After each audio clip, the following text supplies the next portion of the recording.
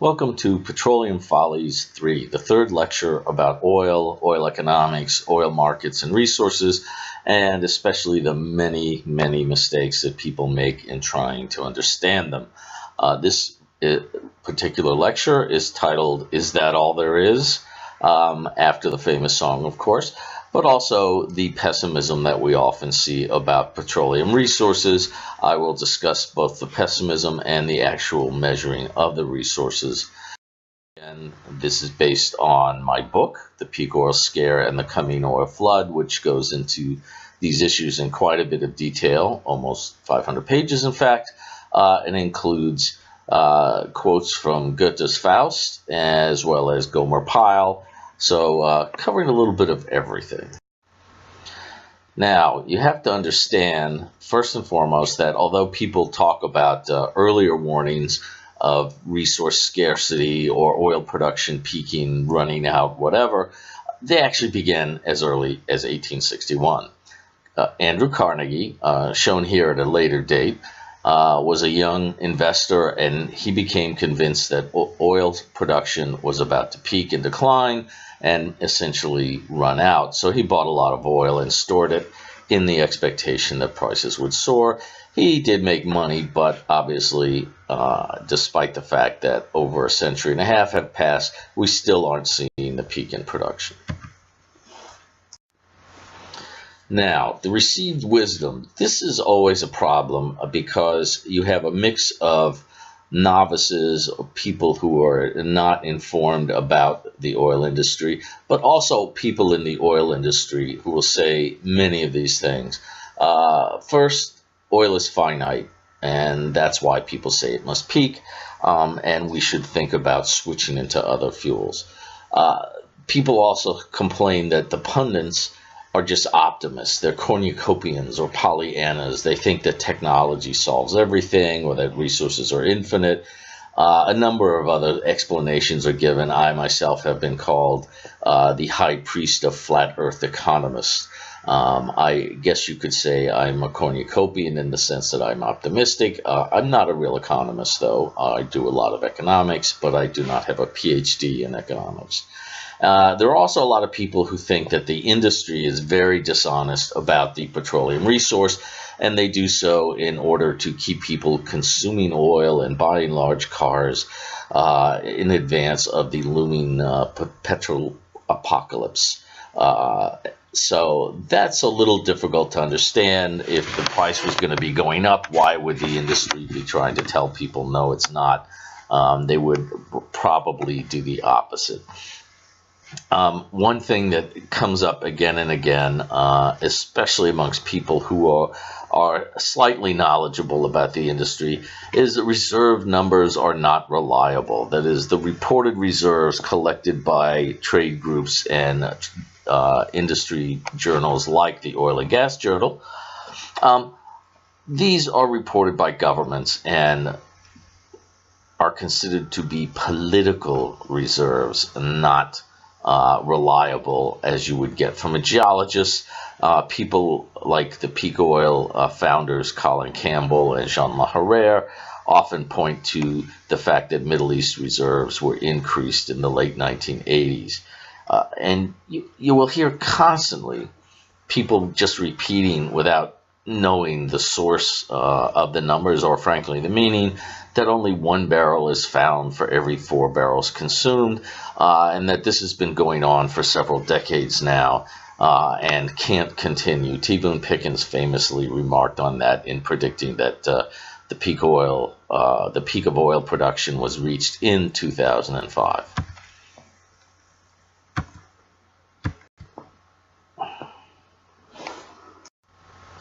What is finite? Well, yeah, oil's finite, so is the universe. This is kind of reminiscent of the old joke, the astronomer telling the luncheon group that the sun would burn out in 5 billion years. And someone in the front row says, "Oh my God, what did you say?" And he repeats, "The sun will burn out in 5 billion years. And the audience member exclaimed, "Thank God, I thought you said million." The point is, the finite or infinite nature is not really important. Oil is renewable on a very slow level, but we also have a huge amount, and we'll come back to that, but so much that it doesn't really matter if it's finite or infinite. That's why some of us say it's functionally infinite. It's not actually infinite, but it might as well be. And when you talk about scarcity, well, let's see, red snapper's scarce, rhinos are scarce, pandas are scarce, tuna's scarce, at least certain types, and of course the Tasmanian devil. Oh, not that one. This one is suffers from cancer and is endangered species. The important thing here is every single one of these is a renewable resource.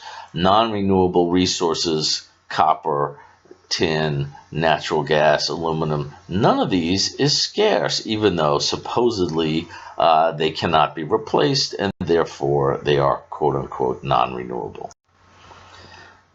The anomalous reserve additions are often trotted out as sort of proof that there's something strange going on, and that people, especially peak oil advocates, like to show this fact as a great discovery they've made, as if no one else was aware of it. What happened was, in the late 1980s, when OPEC was having trouble negotiating production quotas, they talked about setting a scientific, quote-unquote, a scientific method of determining what production quotas should be, including production capacity, oil reserves, population, and so forth. It did not work out, and despite what peak oil advocates say, it was never implemented. However, at that time, several countries did announce, ta-da, our reserves are now bigger, we deserve a bigger quota if we use that formula. It is quite possible that some of those reserves are spurious or anomalous. Others reflect simply better understanding of the oil reserves, which took place, people were reevaluating them in the 1980s. So these numbers may actually be more accurate than the earlier numbers, but they may not be. It doesn't really matter. They're so large that we don't really care if they're off by a couple 100 billion barrels, believe it or not. But the other point is that all the other reserves have not been going down, even though we're told we've only been finding one barrel for every 4 were consumed. This shows the reserves excluding unconventional oil in the world outside the Middle East, outside the former Soviet Union. And essentially what you see is that reserves keep creeping up without the big discoveries, supposedly. And this is because every year reserves are reevaluated, and typically people do extra investment, enhanced oil recovery, secondary recovery, infill drilling, all kinds of things to increase the amount of oil they get out of an oil field, so that in a typical year, reserves change by amount discovered and revisions and adjustments to older fields, which typically are positive. So usually you get 3 or 4 barrels from revisions and 1 barrel from discoveries. So you're still managing to replace the reserves that are consumed. And just a warning shot, people have made huge mistakes in the past based on this scarcity belief, the neo-Malthusian pessimism or mythology. Jimmy Carter, some of you may remember, when he was president, said the oil and gas on which we rely are simply running out. And he agreed to pay roughly $11 per MCF, 1,000 cubic feet of natural gas, for imports from Canada. That's adjusted for inflation. Pierre Trudeau agreed to that price, but did his best to restrict the actual exports of natural gas because he was worried that Canadian children and grandchildren wouldn't have enough for their purposes. You can see the reality was that with deregulation in the US, the price plummeted. You had a long time surplus. And in fact, the Canadians under the next government boosted their exports at a time when the price had dropped by about 75%. The economic loss to the Canadians was in the billions, and just reflected, bad analysis, bad research, again, sort of pessimistic bias. Many people do not understand the specific words or jargon used to describe oil resources and reserves. Resources is generally meant to be more inclusive. Reserves, however, has a very particular definition. Resource in place or oil in place means the total resource, that is to say, what is thought to be in the ground. However, much of that is not recoverable, and it is all but impossible to predict how much will be recoverable over the long term, so most geologists simply ignore that when they make these estimates. Instead, they look at URR, ultimate recoverable resources, which is intended to be the portion in the ground that can be recovered. Now, this includes the undiscovered oil, which is thought to be recoverable, and there are various mathematical methods used to estimate that based on known geology. But the biggest focus, of course, is the discovered oil, which is recoverable. That includes oil that has already been produced, currently about 1.2 trillion barrels. But the biggest focus is on reserves, subdivided into proved, probable, and possible reserves. Those are considered to be recoverable with a 90%, 50%, and 10% certainty, respectively.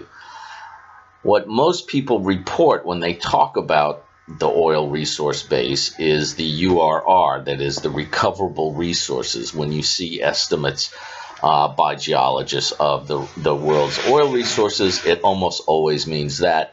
You do sometimes have people who confuse proved reserves, that is, reserves that have been discovered and are reported by oil companies especially, but also governments, as available to produce. That's a subset of the total resource and of the reported reserves. What people do not talk about in almost every case is unrecoverable reserves, as well as some of the unconventional oil, which is known to be out there, but which is generally not well estimated, and a lot of people simply don't consider it. This is called the McKelvey Box, designed by a geologist to sort of break down the types of resources. You can see here you have proved, probable, and possible reserves. Those are that's the discovered amount of oil thought recoverable, and there's an amount which is subeconomic or not technically recoverable that you can see here in the tan box. This is generally not even discussed by geologists because they don't want to try to predict how much can be produced. Then you have the undiscovered resources. Most people would tell you that for conventional oil, this amount is not that large compared to the amount in the discovered resources, but it also includes recoverable and subeconomic or unrecoverable resource. Probably there's a greater percentage considered unrecoverable in this area because you're talking about a lot of times oil in places that's not very accessible. People tend to think of the numbers as being relatively stable. That is frankly not true. They have been growing over the long term. Here we're just looking at the numbers estimated over the years by the U.S. Geological Survey over approximately 30 years, and they go from about 1.7 to about 3.7 trillion barrels. This is meaningful because it does suggest that, one, we're understanding the resource base better.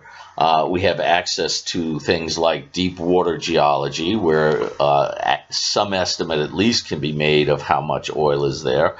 This does not include unconventional resources like heavy oil or shale oil. Beginning with the 2000 estimate, which was dated to 1996, spent 4 years after that point firming up the numbers, the USGS began to include what's called reserve growth, that is extra oil that will be recovered from fields that are known to exist, that are proved. The fields are proved, but there's an amount that is considered unrecoverable at present, but will be recoverable in the future. This is somewhat controversial. Peak oil people especially dislike it, but frankly, the industry has no problem with the notion, although obviously these numbers are somewhat uncertain and can be debated pretty much forever. What's kind of interesting is that the amount of undiscovered oil over 30-some years remains at roughly a little over 500 billion barrels. The fact that it hasn't gone down despite 35 years of discovery is I think, illustrative of the way the reserve base tends to expand. This is a graph from the National Petroleum Council's report in 2007. It's called Facing the Hard Truth. It's available free online. Most peak oil people seem to be completely unaware of this. They have a large number of estimates done over the years. You can see that in recent years, the estimates have tended to go up. Most of these lower estimates are by peak oil people using methods that I've shown to be invalid. So you essentially gone from somewhere around, one or a little more trillion barrels to something like 3.5 trillion barrels for conventional oil only. The main thing this shows is that there is a tendency towards upward creep, but also you can see that there's just a wide dispersion amongst estimates because of different methods used, different assumptions made, and sometimes just the psychology of the person doing the estimate, whether they're a pessimist or an optimist. The funny thing is, I'm probably the only person out there, or one of the few, who says that the USGS has tended to be too conservative, whereas they've often been attacked as wildly optimistic. This graph shows in the diamonds the percentage of oil that the USGS says has been discovered, that is proved reserves plus cumulative production divided by the ultimate recoverable resource. And what's interesting here is that the Middle East is said to be largely discovered, whereas in the U.S. it's only about 70%, so 70 versus 85%. But when you look at the amount of drilling on the left axis, the purple bars here, you can see the U.S. is very heavily drilled, but places like the Middle East and Africa, which are essentially hardly drilled at all, are shown to have a higher or similar percentage of discoveries. And this reflects the fact that it's assumed in places with less infrastructure that you need a larger discovery to be viable. So they're essentially saying that, a 5 million barrel field in East Texas counts, but a 50 million barrel field in Saudi Arabia would probably not be considered part of the recoverable resource because you need more infrastructure spending. But there's a lot of oil in those small fields because they tend to be much more numerous. Now, this is from the IEA. This is what's called a resource-based supply curve, where they essentially said what's the total recoverable resource that they think is out there. And you can see the conventional oil comes to about 3.2. That's a little bit less than what you see in some of the other estimates from the NPC. But, once you throw in things like Arctic oil or CO2, EOR, that sort of thing, it pushes up towards 4 trillion barrels without getting into the seriously unconventional oil like heavy oil and bitumen. That's primarily Canada and Venezuela. They also include oil shales. That's Kerogen, which is maybe 15 trillion barrels in place, but the recovery factor is very low, so you maybe 10%. So, and that's frankly uneconomical now. You can see the production costs are thought to be pretty high compared to conventional oil. Gas to liquids, is assuming you took all of the world's available or stranded gas that is not being used as gas and converted it into liquid fuels. You would have this much. And similarly with coal to liquids, I would tend to say let's leave those off as sort of unconventional, available maybe in the distant future. Frankly, I think a lot of that will not be exploited. So that curve is very conservative because it ignores shale oil. It assumes that the unrecoverable amount is unchanged. The actual in-place amount is probably 4 times what that curve shows. And as the recovery rate increases, and it's gone from 10% in the early 20th century to close to 40% now, as that increases, it means that unrecoverable oil becomes recoverable. So you would have to move that graph off to the right. You would have more and more oil at a given price. So now we're ready to talk about resources in a more inclusive way than most estimates that are published, especially by looking at things like shale oil that are not typically included in the estimates, but also talking about the amount that's not currently recoverable, at least economically recoverable. So using the USGS and other estimates, there's about 4 trillion barrels of conventional oil that are considered recoverable, and about 2.5 trillion of mostly heavy oil sands that are now thought to be recoverable.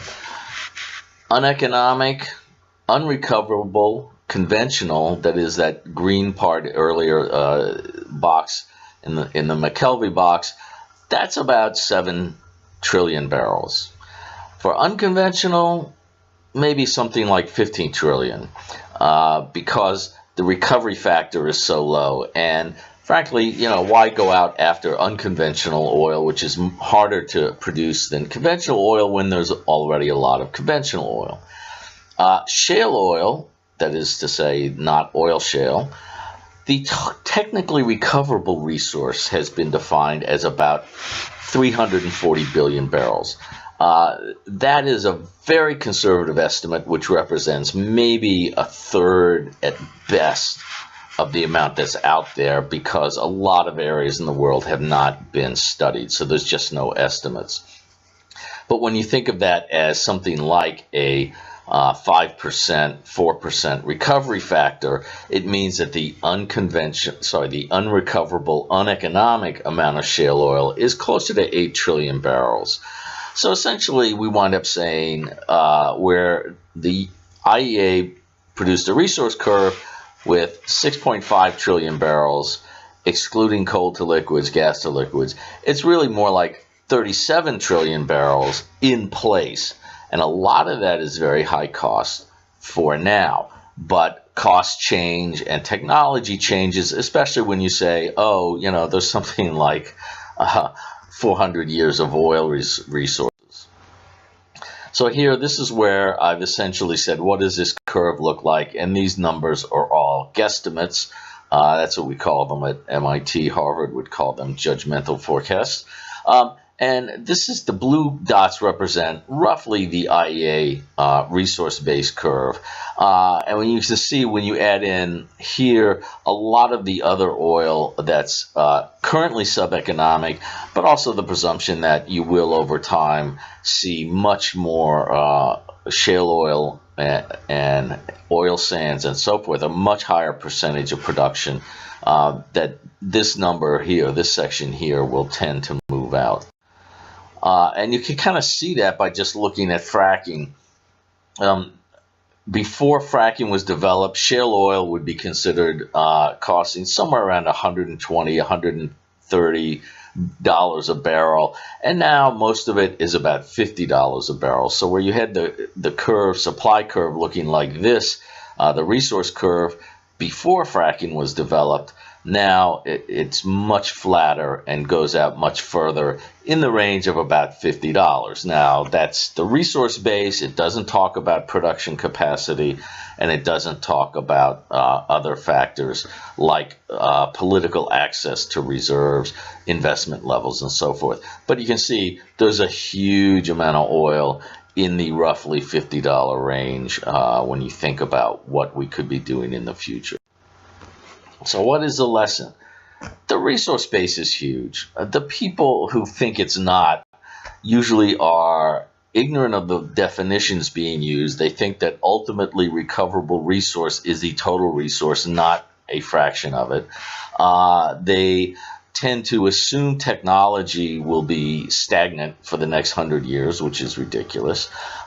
It is true that a lot of this oil is not currently economic to produce, but a lot of oil being produced now was not economic to produce 20 years ago, because what happens is the industry comes to understand the geology better and develop better methods and technologies, and these have improved faster than depletion of the supposedly easy resource has driven the cost up.